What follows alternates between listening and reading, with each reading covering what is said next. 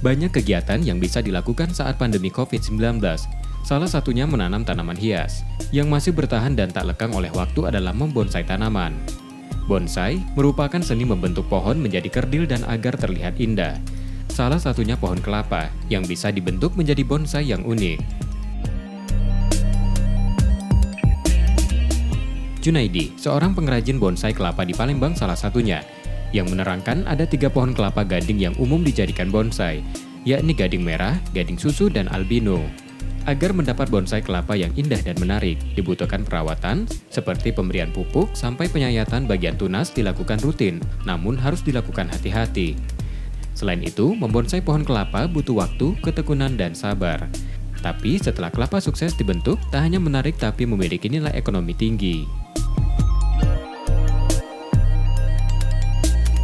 Bonsai ini sebenarnya sebagai hobi, tapi bukan hobi aja. Kita kalau memang kita tekunin dan mendapatkan suatu penghasilan.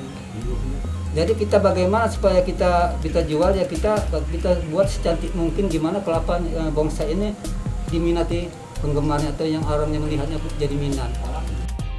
Sebatang bonsai kelapa dijual mulai ratusan ribu hingga jutaan rupiah, tergantung bentuk dan usia tanaman. Saya senang Pak karena saya lebih senang ke bonggolnya Pak, karena bonggol gede tapi kecil gitu loh Pak. Jadi kesannya kelapa itu bisa lebih kecil dari yang aslinya gitu.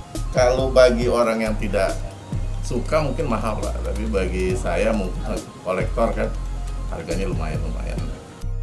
Bentuknya unik dan indah, bonsai kelapa makin diminati banyak kalangan untuk pemanis sudut rumah. Penggemarnya datang tak hanya dari Palembang, tapi juga daerah lain di Sumatera Selatan. M. Rizky Nurmizan, Kompas TV, Palembang.